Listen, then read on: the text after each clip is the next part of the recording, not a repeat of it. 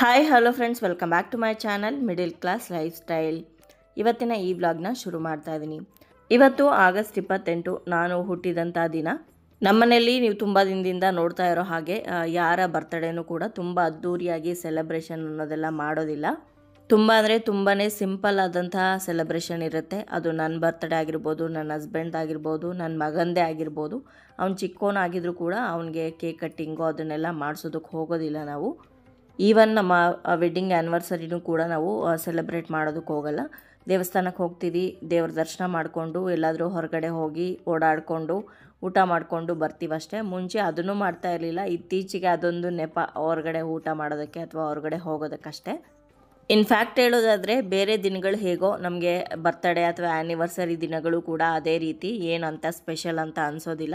ಇನ್ನು ನನಗಂತೂ ಕೆಲವೊಂದು ಸಲ ನಮ್ಮ ಬರ್ತಡೇಗಿಂತ ಬೇರೆ ದಿನಗಳೇ ಚೆನ್ನಾಗಿರುತ್ತೆ ಅಂತ ಅನಿಸುತ್ತೆ. ಆವತ್ತಿನ ದಿವಸ ಯಾಕೋ ತುಂಬ ಲೇಝಿ ಅನಿಸುತ್ತೆ, ಬೇರೆ ಏನು ಮಾಡೋದಕ್ಕೆ ಮೂಡಿರೋದಿಲ್ಲ. ಇವತ್ತು ಕೂಡ ಅದೇ ರೀತಿ ಇತ್ತು. ನನ್ನ ಹಸ್ಬೆಂಡ್ ಆಫೀಸಿಂದ ಬಂದು ಎಲ್ಲಾದರೂ ಹೋಗಿ ಬರೋಣ, ರೆಡಿ ಆಗೋ ಅಂತ ಹೇಳಿದ್ರು. ಸೊ ರೆಡಿಯಾಗಿ ಇವಾಗ ಸುಂಕದಕಟ್ಟೆ ಹತ್ರ ಇರೋವಂಥ ಮಿರಾಜ್ ಸಿನಿಮಾಸ್ಗೆ ಬಂದಿದ್ದೀವಿ. ಇಲ್ಲಿ ಮಕ್ಕಳಿಗೆ ತೋರಿಸೋವಂಥ ಒಂದು ಒಳ್ಳೆ ಮೂವಿ ಬಂದಿತ್ತು. ನಮ್ಮೆಲ್ಲರಿಗೂ ಗೊತ್ತಿರೋವಂಥ ಕಥೆನೇ, ಆದರೆ ತುಂಬ ಜನ ಮಕ್ಕಳಿಗೆ ಗೊತ್ತಿರೋದಿಲ್ಲ ಈ ಕಥೆಗಳು. ನನ್ನ ಮಗನಿಗೆ ಗೊತ್ತು, ಆದರೆ ಬೇರೆ ಮಕ್ಕಳಿಗೆ ತುಂಬ ಜನಕ್ಕೆ ಈ ಕಥೆಗಳು ಗೊತ್ತಿರೋದಿಲ್ಲ. ಈ ರೀತಿಯಾಗಿ ಆ್ಯನಿಮೇಟೆಡ್ ಆಗಿ ಫಿಲಮ್ನ ನೋಡಿದ್ರೆ ಅಥವಾ ಅವ್ರಿಗೆ ತೋರಿಸಿದ್ರೆ ತುಂಬ ಚೆನ್ನಾಗಿ ಅರ್ಥ ಆಗುತ್ತೆ. ಇವತ್ತು ನಾವು ಬಂದಿರೋವಂಥದ್ದು ಮಹಾ ಅವತಾರ ನರಸಿಂಹ ಅನ್ನೋ ಒಂದು ಮೂವಿಗೆ. ತುಂಬ ಅಂದರೆ ತುಂಬಾ ಚೆನ್ನಾಗಿದೆ. AI ಒಂದು ಕಾನ್ಸೆಪ್ಟಲ್ಲಿ ಮಾಡಿರೋವಂಥ ಮೂವಿ ಇದು. ಯಾವುದೇ ಹೀರೋಯಿನ್ ಇಲ್ಲದೆ ಇರೋವಂಥ ಮೂವಿ. ಮಕ್ಕಳಿಗೆ ತುಂಬ ಅಂದರೆ ತುಂಬಾ ಇಷ್ಟ ಆಗುತ್ತೆ.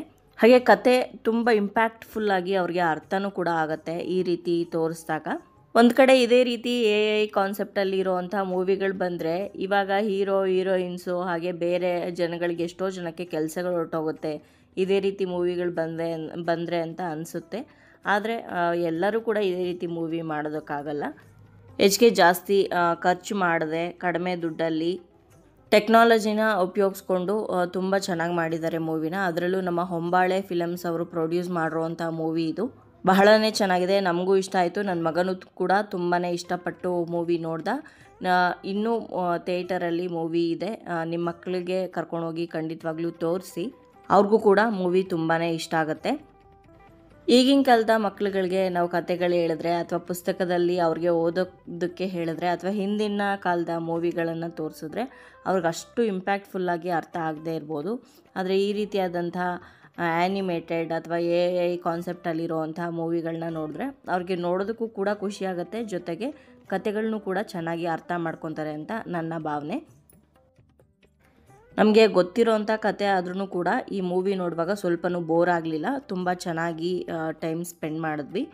ಇನ್ನು ಮೂವಿಯೆಲ್ಲ ಮುಗಿಸ್ಕೊಂಡು ನಮ್ಮದಿದ್ದೇ ಇದೆಯಲ್ವಾ, ಇಲ್ಲಿಗೆ ಬಂದಾಗ ಪ್ರತಿ ಸಲನೂ ಕೂಡ ಡಿಮಾರ್ಟ್ ಕೂಡ ಒಂದೇ ಬಿಲ್ಡಿಂಗಲ್ಲಿರೋದ್ರಿಂದ ಮನೇಲಿ ಏನಾದರೂ ಐಟಮ್ಸ್ ಖಾಲಿ ಆಗಿದ್ದರೆ ಅದನ್ನೆಲ್ಲ ಪರ್ಚೇಸ್ ಮಾಡ್ಕೊಂಡು ಹೋಗೋವಂಥ ಪ್ರಾಕ್ಟೀಸ್ ಮಾಡ್ಕೊಂಡಿದ್ದೀವಿ. ಈ ಸಲ ಸ್ವಲ್ಪ ಗ್ರಾಸರೀಸ್ ಜಾಸ್ತಿನೇ ಬೇಕಾಗಿತ್ತು. ಹಾಗಾಗಿ ಡಿಮಾರ್ಟಲ್ಲಿ ಯಾವ್ಯಾವ ಗ್ರಾಸರೀಸ್ ಬೇಕೋ ಎಲ್ಲದನ್ನು ಕೂಡ ನಾನು ಶಾಪಿಂಗ್ ಮಾಡಿಕೊಂಡೆ.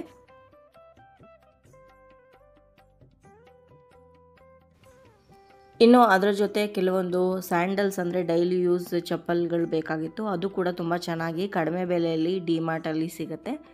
ಮೂವರು ಕೂಡ ಹೊಸ ಚಪ್ಪಲಿಗಳನ್ನು ತೊಗೊಂಡ್ವಿ.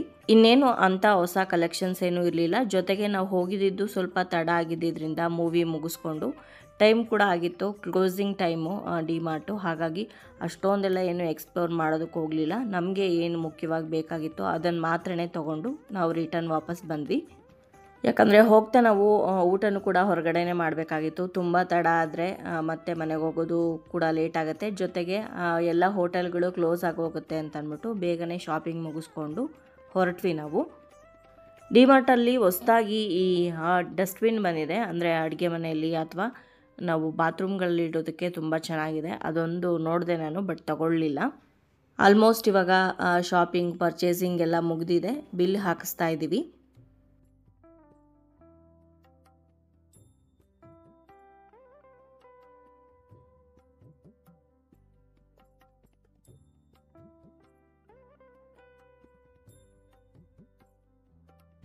ಇನ್ನು ನಾನಿವತ್ತು ಹಾಕಿರೋವಂಥ ಡ್ರೆಸ್ ಬಂದು ಮಾಲ್ ಆಫ್ ಏಷ್ಯಾಗೆ ಹೋದಾಗ ಅಲ್ಲಿ ಮ್ಯಾಕ್ಸಲ್ಲಿ ತೊಗೊಂಡಂಥ ಕುರ್ತಾ. ಇದು 700 ಏನೋ ಅನಿಸುತ್ತೆ. ಫುಲ್ ಕ್ಲೋಸ್ಡ್ ಕಾಲರ್ ಇರೋವಂಥದ್ದು 3/4 ಸ್ಲೀವ್ ಇರೋವಂಥ ಕುರ್ತಾ ಇದು. ಇದರ ಜೊತೆ ನಾನು ಸಿಗರೇಟ್ ಪ್ಯಾಂಟ್, ವೈಟ್ ಕಲರ್ ಪ್ಯಾಂಟನ್ನು ಮ್ಯಾಚ್ ಮಾಡಿದ್ದೀನಿ. ಈಗ ಶಾಪಿಂಗ್ ಎಲ್ಲ ಮುಗೀತು. ಎಲ್ಲ ತೊಗೊಂಡಿರೋವಂಥ ಐಟಮ್ಸ್ನೆಲ್ಲ ಕಾರ್ ಡಿಕ್ಕಿಯಲ್ಲಿಟ್ಟು ಕ್ಲೋಸ್ ಮಾಡಿ ಇಲ್ಲಿಂದ ಹೊರಡ್ತಾ ಇದ್ದೀವಿ. ಅಲ್ಲಿ ಸ್ವಲ್ಪ ಪಾಪ್ಕಾರ್ನ್ ಬೇಕು ಅಂತ ಕೇಳ್ದೆ, ಹಾಗಾಗಿ ನನ್ನ ಮಗಂಗೆ ಕೊಡಿಸಿದ್ವಿ. ಇನ್ನು ಬರ್ಡೇ ಗಿಫ್ಟಿಗೆ ಬಂದರೆ, ನಾವು ಬರ್ಡೇಗಾಗಲಿ ಅಥವಾ ಆ್ಯನಿವರ್ಸರಿಗಾಗಲಿ ಯಾರಿಗೂ ಗಿಫ್ಟ್ ಕೊಡಬೇಕು ಅನ್ನೋ ಇಂಟೆನ್ಷನಿಂದ ಏನೂ ಮಾಡೋದಿಲ್ಲ. ಏನಾದರೂ ನಮ್ಮ ಹತ್ರ ಇರಲಿಲ್ಲ ಅಂತಂದರೆ ಅದನ್ನು ಕೊಡಿಸೋ ಅಂಥದ್ದನ್ನು ಮಾಡ್ತೀವಿ ಅಷ್ಟೇ. ಅದನ್ನು ಬರ್ತಡೇ ದಿವಸನೇ ಕೊಡಬೇಕು, ಆ್ಯನಿವರ್ಸರಿ ದಿನವೇ ಕೊಡಿಸ್ಬೇಕು ಅಂತ ಏನೂ ಇಲ್ಲ. ನಮಗೆ ಯಾವಾಗ ಫ್ರೀ ಇರ್ತೀವೋ ಆವಾಗ ಹೋಗಿ ತೊಗೊಂಡು ಬರ್ತೀವಿ ಅಷ್ಟೇ. ಅದೇ ರೀತಿ ಈ ಸಲನೂ ಕೂಡ ಇನ್ನೂ ಬರ್ತಡೇ ಒಂದು ವಾರ ಅಥವಾ 15 ದಿವಸ ಇದ್ದಂಗೆ ಟೈಟಾನ್ ವಾಚ್ ಅಂಗಡಿಗೆ ಹೋಗಿದ್ವಿ. ನನ್ನ ಹತ್ರ ಏನು ಅಂಥ ದೊಡ್ಡ ವಾಚ್ ಕಲೆಕ್ಷನ್ಸ್ ಎಲ್ಲ ಇಲ್ಲ. ಒಂದೋ ಏನೋ ಇರ್ಬೋದೇನೋ, ಒಂದೆರಡು ಇತ್ತು, ಬಟ್ ಅದರಲ್ಲಿ ಒಂದೆರಡು ಹಾಳಾಯಿತು. ಇವಾಗ ಒಂದಿದೆ. ಹಾಗಾಗಿ ಒಂದೊಳ್ಳೆ ವಾಚ್ ಕೊಡಿಸ್ತೀನಿ ಅಂತ ಕರ್ಕೊಂಡು ಹೋದರು. ಅಲ್ಲಿ ನನಗೆ ವಾಚ್ಗೆ ತುಂಬ ಇನ್ವೆಸ್ಟ್ ಮಾಡಬೇಕು ಅಂತ ಇಷ್ಟ ಆಗಲಿಲ್ಲ. ಯಾಕಂದರೆ ಇವಾಗೆಲ್ಲ ವಾಚ್ ಬಳಸೋರ ಸಂಖ್ಯೆ ತುಂಬ ಕಡಿಮೆ ಆಗಿದೆ. ಬಟ್ ವಾಚ್ ಟ್ರೆಂಡ್ ಅಂತೂ ಕಡಿಮೆ ಆಗೋದಿಲ್ಲ. ಬಟ್ ವಾಚ್ಗಳ ಬೆಲೆಗಳನ್ನ ಕೇಳಿದಾಗಂತೂ ಹಬ್ಬ ಇಷ್ಟೊಂದು ಆಗಿದೆಯಾ ರೇಟು ಅಂತ ಅನ್ನಿಸೋದಂತೂ ನಿಜ. ನಾನು ಡೈಲಿ ವಾಚ್ ಅಂತೂ ಕಟ್ಟೋದಿಲ್ಲ, ಯಾವಾಗೋ ತುಂಬ ರೇರು ನಾನು ವಾಚ್ ಹಾಕೋದು. ಹಾಗಾಗಿ ಇಷ್ಟೊಂದೆಲ್ಲ ದುಡ್ಡು ಇನ್ವೆಸ್ಟ್ ಮಾಡೋದಕ್ಕೆ ನನಗೆ ಇಷ್ಟ ಆಗಲಿಲ್ಲ. ಮೊದಲಿಗೆ ಸ್ವಲ್ಪ ಕಾಸ್ಟ್ಲಿ ವಾಚ್ಗಳನ್ನೇ ನೋಡಿದೆ, ಬಟ್ ಅದಾದಮೇಲೆ ಇಷ್ಟೊಂದೆಲ್ಲ ಪ್ರೈಸ್ ಕೊಟ್ಟು ತೊಗೊಳ್ಳೋದು ಬೇಡ, ಹಾಗಾಗಿ ಕಡಿಮೆದೇನೆ ತೊಗೊತೀನಿ ನಾನು ಅಂತ ಹೇಳಿ ಫಾಸ್ಟ್ ಟ್ರ್ಯಾಕಲ್ಲಿ ಕಡಿಮೆ ರೇಂಜಲ್ಲಿರೋವಂಥ ವಾಚನ್ನು 2 ವಾಚ್ಗಳನ್ನ ತೊಗೊಂಡೆ. ಒಂದು ಚೈನ್ ಇರೋವಂಥದ್ದು, ಮತ್ತೊಂದು ಬೆಲ್ಟ್ ವಾಚು. ಯೂಶ್ವಲಿ ಡ್ರೆಸ್ಗಳ ಮೇಲೆ ಹಾಕೋದಕ್ಕೆ ಅಂತ ಒಂದು ವಾಚು, ಹಾಗೆ ಇನ್ನೊಂದು ಸ್ಯಾರಿ ಅಥವಾ ಎತ್ನಿಕ್ ವೇರ್ ಹಾಕೊಳ್ಳೋದಕ್ಕೆ ಅಂತ ಇನ್ನೊಂದು ವಾಚನ್ನು ತಗೊಂಡೆ. ನಾನು ತುಂಬ ರೇರಾಗಿ ವಾಚ್ಗಳನ್ನ ಕಟ್ತೀನಿ ಕೈಗೆ, ಆದರೆ ನನ್ನ ಹಸ್ಬೆಂಡು ಪ್ರತಿದಿನ ಆಫೀಸ್ಗೆ ಹೋಗ್ಬೇಕು ವಾಚ್ ಹಾಕ್ಕೊಂಡು ಹೋಗ್ತಾರೆ. ಹಾಗಾಗಿ ಅವ್ರಿಗೆ ಎಷ್ಟು ವಾಚ್ಗಳಿದ್ರೂ ಕೂಡ ಇನ್ನೊಂದು ತೊಗೋಬೇಕು ಅಂತ ಅನ್ನಿಸ್ತಾ ಇರುತ್ತೆ. ಹಾಗಾಗಿ ನಾನೇ ಹೇಳಿದೆ ತೊಗೊಳ್ಳಿ ನೀವೊಂದು ಅಂತ. ಅವರು ಕೂಡ ಇವಾಗ ನೋಡ್ತಾ ಇದ್ದಾರೆ. ನೋಡಿ, ಈ ವಾಚ್ ನೋಡ್ತಾ ಇದ್ರಲ್ವ, 14,000 ರೂಪಾಯಿ ಇದು. ಅದರಲ್ಲೂ ಬೆಲ್ಟ್ ವಾಚು, ತುಂಬ ಬೇಗ ಬೆಲ್ಟ್ ಹಾಳಾಗತ್ತೆ. ಅವರು ಕೂಡ ತುಂಬ ಕಾಸ್ಟ್ಲಿ ವಾಚ್ ಏನು ತೊಗೊಳ್ಲಿಲ್ಲ, ಒಂದು ಮೀಡಿಯಮ್ ರೇಂಜಲ್ಲಿರೋವಂಥ ವಾಚನ್ನೇ ತೊಗೊಂಡ್ರು.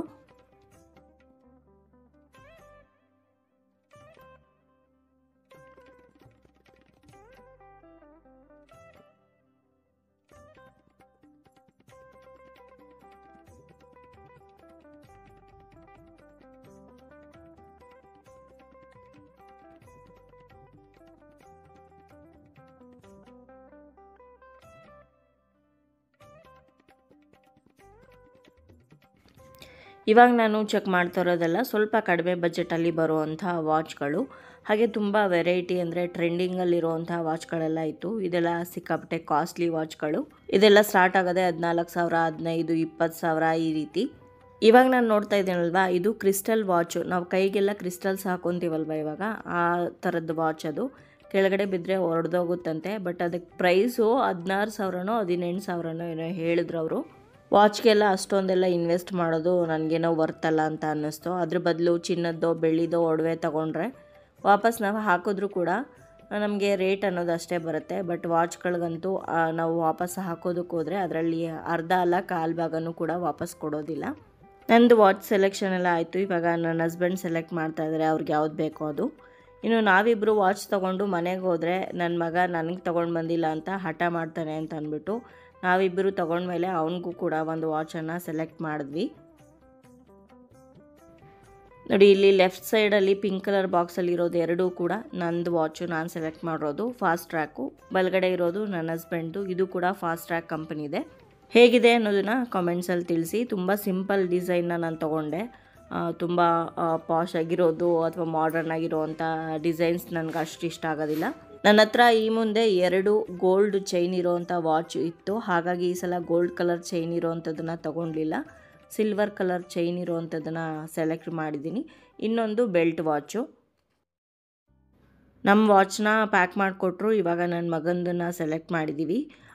ಇದು ಕೂಡ ತುಂಬಾ ಚೆನ್ನಾಗಿದೆ, ಹಾಗೆ ಮಕ್ಕಳಿಗೆ ತುಂಬಾ ಇಷ್ಟ ಆಗುತ್ತೆ. ಇದರಲ್ಲಿ ಲೈಟ್ಸ್ ಎಲ್ಲ ಬರುತ್ತೆ, ಬಟ್ ಹಾಗೆ ತುಂಬ ಬೇಗನೆ ಹಾಳು ಮಾಡ್ಕೊಂಬಿಡ್ತಾರೆ. ಈ ಲೈಟ್ ಬರೋದೆಲ್ಲ ಬೇಗ ಒತ್ತಿ. ಬಟ್ ನನ್ನ ಮಗಂಗೆ ಸ್ವಲ್ಪ ಬುದ್ಧಿ ಬಂದಿರೋದ್ರಿಂದ ಅವನು ಅಷ್ಟು ಬೇಗ ಹಾಳು ಮಾಡ್ಕೊಳ್ಳೋದಿಲ್ಲ ಅಂತ ಅಂದ್ಬಿಟ್ಟು ಅವನಿಗೂ ಕೂಡ ಒಂದು ವಾಚನ್ನು ತೊಗೊಂಡಿದ್ದೀವಿ. ಸೊ ಬರ್ತಡೇಗೆ ಮುಂಚೆನೇ ಶಾಪಿಂಗನ್ನೆಲ್ಲ ಮುಗಿಸ್ಕೊಂಡ್ವಿ. ನನ್ನೊಬ್ಬಳಿಗೆ ವಾಚ್ ತೊಗೊಂಡು ಬರೋದಕ್ಕೆ ಅಂತ ಹೋಗಿದ್ದು. ನನ್ನ ದೆಸೆಯಿಂದ ನನ್ನ ಹಸ್ಬೆಂಡ್ಗೆ ಹಾಗೆ ನನ್ನ ಮಗನಿಗೂ ಕೂಡ ವಾಚ್ ಸಿಕ್ಕಿದೆ. ಸೊ ಇದು ಈ ವರ್ಷದ ಬರ್ಡೇ ಗಿಫ್ಟು.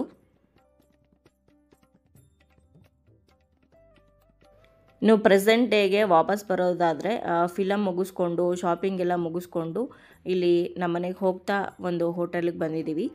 ಹೆವಿ ಏನು ಊಟ ಮಾಡೋ ಹಂಗಿರಲಿಲ್ಲ, ಹಾಗಾಗಿ ರೋಟಿ ಮತ್ತು ಪನ್ನೀರ್ ಕಡಾಯಿನ ಆರ್ಡ್ರ್ ಮಾಡಿದ್ದೀವಿ. ಇದ್ರ ಜೊತೆ ಫ್ರೈಡ್ ರೈಸು ಕೂಡ ತೊಗೊಂಡ್ವಿ. ರೋಟಿ ಜೊತೆ ಆರ್ಡ್ರ್ ಮಾಡಿದ್ದಂಥ ಪನ್ನೀರ್ ಕಡಾಯಿ ತುಂಬಾ ಚೆನ್ನಾಗಿತ್ತು. ಪನ್ನೀರೆಲ್ಲ ಸ್ವಲ್ಪ ಜಾಸ್ತಿನೇ ಹಾಕಿದರು. ಊಟ ಮುಗಿಸ್ಕೊಂಡು ವಾಪಸ್ ಮನೆಗೆ ಬಂದು ಮಲ್ಕೊಂಡಿದ್ದಷ್ಟೇ. ಒಂದು ಒಳ್ಳೆ ದಿನ ಅಂತ ಹೇಳ್ಬೋದು.